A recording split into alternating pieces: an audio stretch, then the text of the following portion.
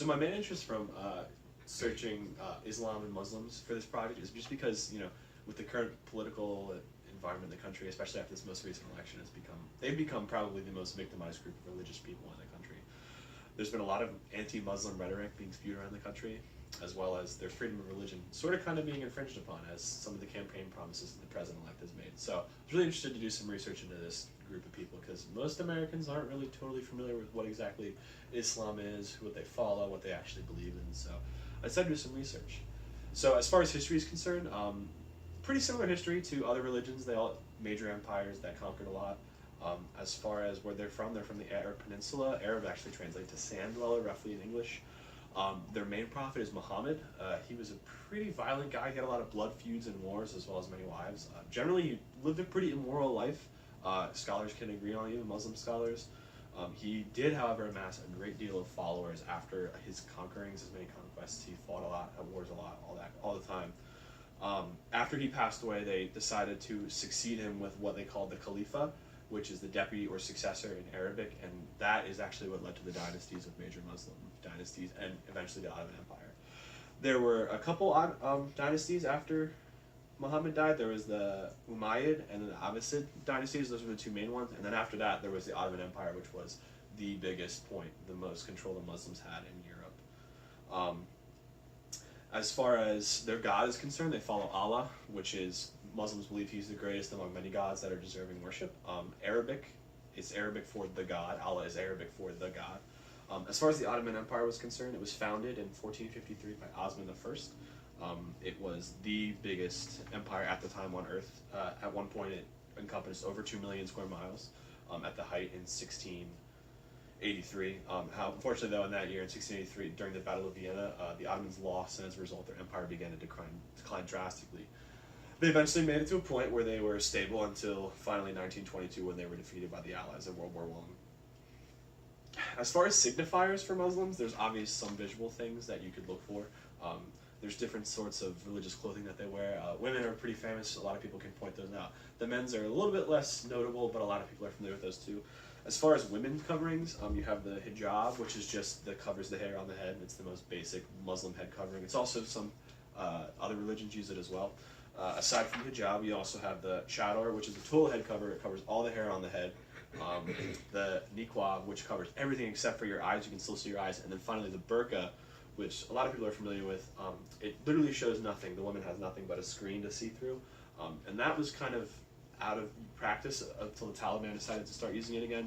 When they took control of Afghanistan, they forced women to wear them. But since then, they haven't really been used. As far as men are concerned, visual signifiers on the turban, which is the most popular form of head wrapping. There's also the topi and the kufi, which are both prayer caps that they would wear to the mosque.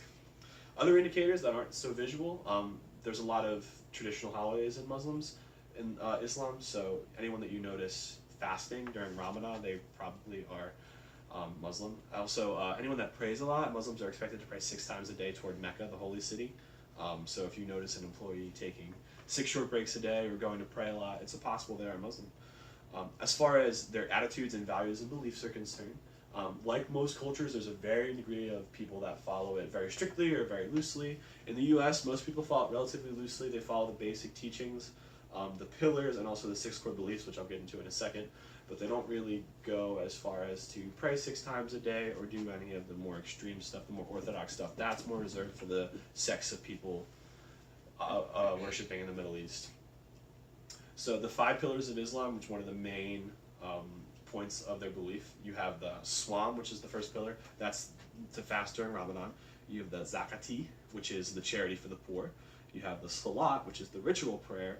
The Shanada, which is the pledging of the faith. And then finally the Hajj, which is the pilgrimage to the Holy Land, Mecca. And those are the 5 big things to do. It's almost like the sacraments for Christianity. And then finally there's the 6 core beliefs, which is kind of their creed, what they believe in. The 6 core beliefs are they believe in one God, the existence of angels of God, so people that actually work for God exist, the authority of the Quran, the book, the following of God's prophets, so the following of Muhammad, and there's also a couple other lower tier prophets in Islam, the preparation for the Day of Judgment. Most religions have some sort of version of that. And then finally the supremacy of God's will, the fact that you're willing to submit to whatever God has in store for you.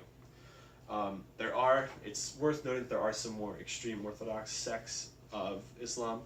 Like I said, those are mostly in the Middle East. A good example, which you hear a lot in the news, and I figure I should talk about, is Saudi Arabia, which is probably one of the most conservative countries, if not the most conservative country on the earth. They actually base all their laws off Sharia law, which is a law written in the Quran. It's a very strict, it's very anti-women's rights, heavy use of torture, and also the death penalty. It's not the greatest way to go about enforcing law. But like I said, they base their laws on that.